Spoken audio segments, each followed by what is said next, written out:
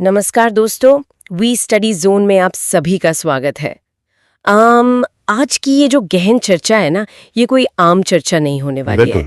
हाँ, क्योंकि आज हम जिस स्रोत सामग्री पर बात करने वाले हैं वो हमें बोरिंग कानूनी धाराओं के जाल में नहीं फंसाती, बल्कि यह हमें एक ऐसे जोन में ले जाती है जहां हम कानूनों को रटने के बजाय उनकी असली कहानी समझने वाले हैं। और वो कहानी बहुत गहरी है। बिल्कुल, मतलब एक पल के लिए 1927 के भारत में चलते हैं, जब ब्रिटिश हुकूमत किसी घने जंगल को देखती थी तो उन्हें वहां कोई इकोसिस्टम या खूबसूरत जानवर नजर नहीं आते थे। हाँ, उन्हें तो बस एक गोदाम दिखता था। वही तो, एक विशाल अंतहीन गोदाम जहां से रेलवे की पटरियां बिछाने और समुद्री जहाज बनाने के लिए बस लकड़ी लकड़ी निकाली जा सकती थी। जंगल महज एक फैक्ट्री था उस वक्त। सही कहा। लेकिन जरा सोचिए, आज अगर उसी जंगल में कोई एक पेड़ भी बिना परमिशन के काट दे तो उसे सीधे नेशनल ग्रीन ट्रिब्यूनल मतलब NGT के कटघरे में खड़ा होना पड़ सकता है। तो प्रकृति को एक टिम्बर वेयरहाउस मानने से लेकर त्वरित न्याय की हकदार इकाई मानने तक का ये सफर कैसे तय हुआ, आज हमारा मुख्य फोकस इसी पर रहेगा। ये जो पूरी क्रोनोलॉजी है ना, 1927 से लेकर 2010 तक की, ये सफर सिर्फ किताबों में लिखे कानूनों का नहीं है। मतलब कोई भी कानून हवा में नहीं बनता। हाँ, जाहिर है। ये इस बात का सबूत है कि भारत ने अपनी औद्योगिक जरूरतों और प्राकृतिक धरोहर के बीच कैसे एक संतुलन बनाने की कोशिश की। ये पूरी तरह से हमारे एक्शन और रिएक्शन की कहानी है। तो चलिए इस कहानी की शुरुआत उसी 1927 के भारतीय वन अधिनियम से करते हैं। ये लॉर्ड इरविन के टाइम पर आया था और हमारे स्रोत के हिसाब से इसका पूरा फोकस आरक्षित और संरक्षित वन बनाने पर था, मतलब रिजर्व्ड और प्रोटेक्टेड फॉरेस्ट। हाँ, बिल्कुल। लेकिन एक दिलचस्प बात है, इसमें वन्य जीवों का कोई जिक्र ही नहीं था। जानवरों की किसी को फिक्र ही नहीं थी, सारा फोकस सिर्फ लकड़ी पर था। देखिए, इस अधिनियम का जो मूल ढांचा था ना, वही पर्यावरण के खिलाफ था। मतलब ब्रिटिश साम्राज्य का पूरा विस्तार ही संसाधनों को निचोड़ने पर टिका था। सही बात है। 19वीं और 20वीं सदी की शुरुआत में पूरे देश में रेलवे नेटवर्क बिछड़ा था, तो रेलवे स्लीपर्स के लिए लाखों पेड़ों की जरूरत थी। इसीलिए 1927 के कानून ने जंगलों को 3 हिस्सों में बांट दिया: आरक्षित, संरक्षित और ग्राम वन। एकदम सही। और ये पर्यावरण बचाने की कोई नेक कोशिश बिल्कुल नहीं थी। ये तो बस कानूनी रूप से ये तय करने का तरीका था कि सबसे महंगी लकड़ी वाले जंगलों पर सरकार का कब्जा कैसे हो और स्थानीय लोगों को वहां से बाहर कैसे निकाला जाए। वही तो। और जानवरों की बात आपने की, तो उनके लिए जानवर या तो शिकार का साधन थे या फिर लकड़ी काटने के काम में आने वाली एक अड़चन, बस। ये तो बहुत ही क्रूर नजरिया था। मतलब अगर मैं एक एनोलॉजी दूं तो 1927 का कानून एक ऐसे मकान मालिक की तरह था जो अपनी प्रॉपर्टी से सिर्फ किराया वसूलना चाहता है। हाँ, अच्छी एनोलॉजी है। लेकिन फिर आजादी मिलती है और चीजें पूरी तरह बदल जाती हैं। 1972 में भारतीय वन्य जीव संरक्षण अधिनियम सामने आता है। अब स्रोत बताता है कि इस कानून ने शिकार पर पूरी तरह से रोक लगा दी। बिल्कुल, एकदम बैन। और नेशनल पार्क्स का आधार रखा। तो 1927 में फोकस से प्रबंधन पर था, तो 1972 आते आते ये अचानक से एकदम विपरीत दिशा में कैसे मुड़ गया? 1970 के दशक तक आते आते ना ये एकदम साफ हो गया था कि जंगलों को सिर्फ लकड़ी का डिब्बो मानने की क्या कीमत हमें चुकानी पड़ी है। मतलब बाघों और शेरों की संख्या एकदम खतरनाक लेवल तक गिर चुकी थी। ओह। तो 1972 के अधिनियम ने एक बहुत बड़ा वैचारिक बदलाव किया। इसने पहली बार जानवरों को इंसान के इस्तेमाल की चीज मानने से इनकार कर दिया, उन्हें एक स्वतंत्र अस्तित्व माना। मतलब जो शिकार पहले राजा महाराजाओं का शौक था, हाँ, जो एक स्टेटस सिंबल था, उसे रातों रात एक गंभीर अपराध घोषित कर दिया गया। वाह। और शायद इसीलिए हमारे स्रोत में इस कानून को सीधे संविधान से जोड़ा गया है, अनुच्छेद 51A का क्लॉज G। बिल्कुल। मतलब प्राकृतिक पर्यावरण की रक्षा करना अब सिर्फ सरकार की जिम्मेदारी नहीं रही, ये हर नागरिक का मौलिक कर्तव्य बन गया। ये तो उसी मकान मालिक वाले उदाहरण में ऐसा हो गया कि अब वो एक परिवार की तरह बन गए जो घर के सदस्यों की रक्षा करता है। एकदम सटीक बात कही आपने। देखिए, जब संविधान में ये हिस्सा जोड़ा गया तो सोच ये थी कि नया राष्ट्र बनाने का मतलब सिर्फ बांध या कारखाने लगाना नहीं है। सही कहा। एक जिम्मेदार समाज बनाना भी उतना ही जरूरी है। 1972 के कानून ने उस संवैधानिक भावना को एक असली ताकत दी, वरना कोई भी अभयारण्य या नेशनल पार्क कागजों के बाहर सुरक्षित नहीं रह पाता। अब यहाँ से ना कहानी एक बहुत ही तार्किक मोड़ लेती है। जंगल और जानवरों के लिए कानून तो बन गया, लेकिन 70 का जो दशक था वो औद्योगिकरण का भी दशक था। बिल्कुल, फैक्ट्रियां लग रही थी। था। इस समस्या ने 1974 में जल प्रदूषण निवारण एवं नियंत्रण अधिनियम को जन्म दिया। और उसी से CPCB की स्थापना हुई। हाँ, सेंट्रल पोल्यूशन कंट्रोल बोर्ड। लेकिन स्रोत में एक बड़ी ही अजीब और दिलचस्प बात है। 1974 में आपने सख्त कानून बना दिया, बोर्ड बना दिया, फिर ठीक 3 साल बाद 1977 में जल उपकर अधिनियम लाया गया, मतलब एक सेस या टैक्स कानून। हाँ। तो मैं ये सोच रही थी कि जब बोर्ड पहले ही बन चुका था तो सिर्फ टैक्स वसूलने के लिए एक नया कानून लाने की क्या जरूरत आ पड़ी थी? इस पूरे सिस्टम को समझना बहुत जरूरी है। देखिए, 1974 में सरकार ने CPCB तो बना दिया, एक संस्था खड़ी कर दी, लेकिन कोई भी संस्था बिना पैसे के काम कैसे करती है? हाँ, फंड्स तो चाहिए। बिल्कुल। नदियों का पानी चेक करने के लिए पूरे देश में लैब्स चाहिए, वैज्ञानिक चाहिए, इंस्पेक्शन करने के लिए गाड़ियां और मशीनें चाहिए। अगर फंडिंग नहीं होती तो CPCB बस ऑफिस में बैठकर कागज पर आदेश देने वाला एक कमजोर विभाग बनकर रह जाता। अच्छा, तो 1977 का उपकर अधिनियम उस बोर्ड के लिए एक तरह से पेट्रोल का काम कर रहा था। एकदम सही। वो उसका वित्तीय इंजन था। तो मतलब ये पोल्यूटर पेज, यानी जो प्रदूषण फैलाएगा वही पैसा भरेगा, इस सिद्धांत का एक शुरुआती रूप था। एक हद तक हाँ, बिल्कुल। इस उपकर अधिनियम ने ये जरूरी कर दिया कि जो बड़े उद्योग पानी की भारी खपत कर रहे हैं उन्हें टैक्स देना होगा। और इस टैक्स से जो पैसा मिलता था वो सीधा प्रदूषण नियंत्रण बोर्डों को आत्मनिर्भर बनाने में लगाया गया। बिना इस टैक्स के 1974 का कानून कभी जमीन पर लागू ही नहीं हो पाता। हालांकि स्रोत ये भी बताता है कि 2017 में GST आने के बाद इस पुराने टैक्स कानून को हटा दिया गया। हाँ, कर सुधारों की वजह से। चलिए, ये वित्तीय तंत्र तो समझ में आता है। अब पानी के बाद आसमान की तरफ देखते हैं। 1981 में आया वायु प्रदूषण अधिनियम। स्रोत के हिसाब से ये 1972 के स्टॉकहोम सम्मेलन का नतीजा था जी। लेकिन मुझे जो बात थोड़ी हैरान करती है वो ये है कि हवा के प्रदूषण के लिए कोई नया या अलग विभाग नहीं बनाया गया। जो जिम्मेदारी जल प्रदूषण वाले CPCB के पास थी, वायु प्रदूषण का काम भी उन्हें ही थमा दिया गया। हाँ, उसी बोर्ड को। मतलब ये तो वैसा ही हो गया ना कि ऑफिस में किसी अच्छे एम्प्लॉय का बेहतरीन काम देखकर बॉस उसे वायु विभाग की डबल प्रमोशन दे दे, बजाय इसके कि कोई नई टीम बनाए। क्या हवा के लिए अलग विशेषज्ञों की टीम बनाना ज्यादा तार्किक नहीं होता? सतह से देखने पर यह लग सकता है कि सरकार ने शायद पैसे बचाने के लिए ऐसा किया, लेकिन वैज्ञानिक और व्यावहारिक नजरिए से देखें तो ये एक मास्टर स्ट्रोक था। अच्छा, वो कैसे? औद्योगिक प्रदूषण की प्रकृति को समझिए। जो कारखाना अपने खतरनाक रसायनों को नदी में बहा रहा है, वही कारखाना अपनी चिमनी से जहरीला धुआं भी तो छोड़ रहा होगा ना। हाँ, लॉजिकल है। अब अगर सरकार जल के लिए एक बोर्ड और वायु के लिए दूसरा बोर्ड बनाती तो एक ही कारखाने में 2 अलग-अलग विभागों के इंस्पेक्टर जाते। ओहो, मतलब बहुत सारा कंफ्यूजन। बिल्कुल। इससे सिर्फ लाल फीताशाही यानी रेड टेपिज्म बढ़ता और डेटा का कोई एकीकृत विश्लेषण, मतलब एक साथ एनालिसिस भी नहीं हो पाता।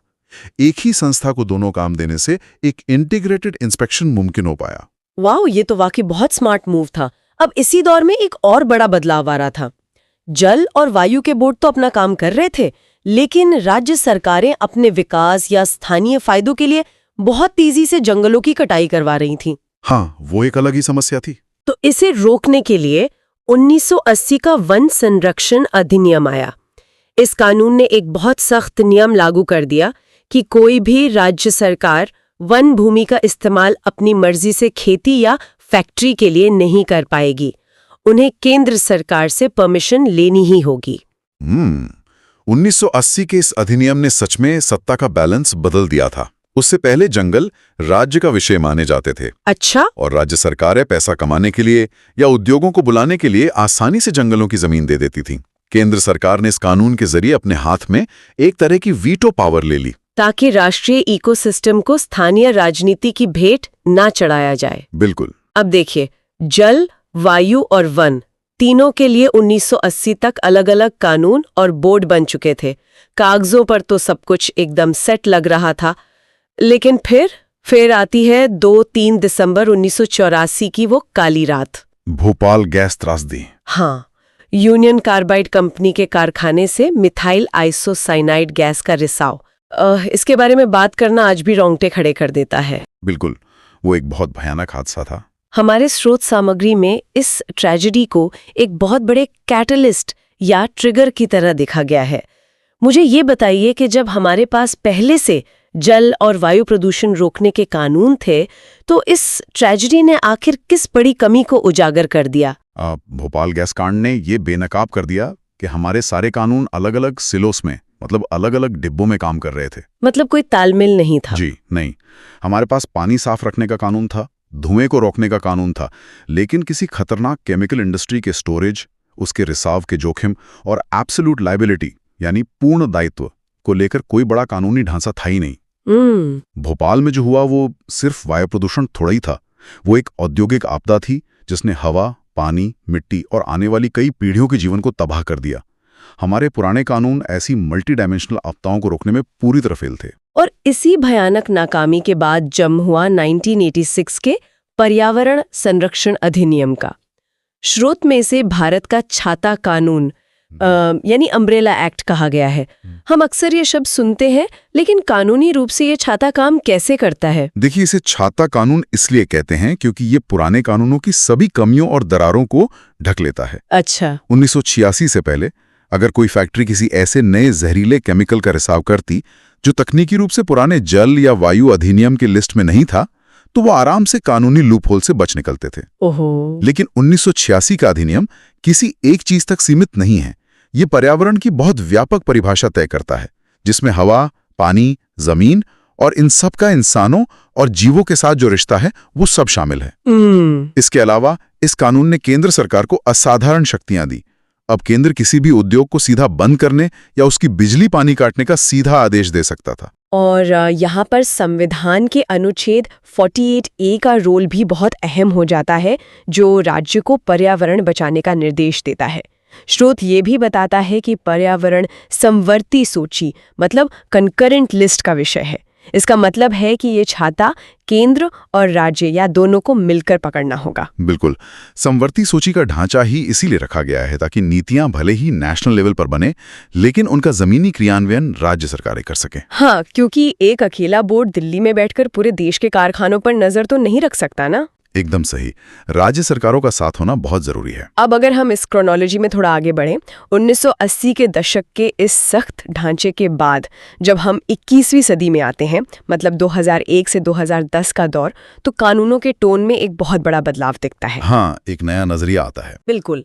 अब बात सिर्फ पाबंदी लगाने या रोकने की नहीं थी। स्रोत में 2001 के पौधा किस्म तथा कृषक अधिकार संरक्षण अधिनियम का जिक्र है, जिसने किसानों को अपने बीज बचाने और बेचने का हक दिया। फिर 2002 में जैव विविधता अधिनियम आया। इसमें संसाधनों के न्यायपूर्ण वितरण और नेशनल बायोडायवर्सिटी अथॉरिटी (NBA) बनाने पर जोर दिया गया। ये जो अचानक से शिफ्ट हुआ, ये क्यों हुआ?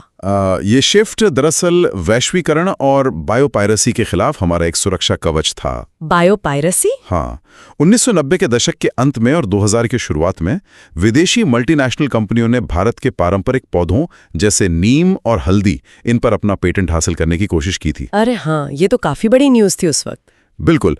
तो 2002 का जो जैव विविधता अधिनियम था वो 1992 के इंटरनेशनल अर्थ समिट का नतीजा था। इसने ये साफ कर दिया कि भारत के जैविक संसाधनों पर पहला हक यहाँ के लोगों का है। मतलब कोई भी विदेशी कंपनी हमारी जड़ी बूटी से करोड़ों कमाकर भाग नहीं सकती। एकदम सही। अगर कोई विदेशी कंपनी यहाँ से कोई दुर्लभ जड़ी बूटी ले जाकर दवा बनाती है, तो उससे होने वाले मुनाफे का एक हिस्सा उस स्थानीय समुदाय को भी मिलना चाहिए जिसने सदियों से उस पौधे को बचा कर रखा है। ये तो बहुत ही तार्किक और न्यायपूर्ण बात है। लेकिन इसी सदी में एक ऐसा कानून भी आया जिस पर आज तक बहुत बहस होती है। मैं 2006 के अनुसूचित जनजाति और अन्य पारंपरिक वन निवासी अधिनियम की बात कर रही हूं, जिसे हम फॉरेस्ट राइट्स एक्ट भी कहते हैं। हाँ, ये एक बहुत ही संवेदनशील मुद्दा है। स्रोत बताता है कि इसका उद्देश्य वन निवासियों और आदिवासियों को वन भूमि और वहां के संसाधनों पर कानूनी अधिकार देना था।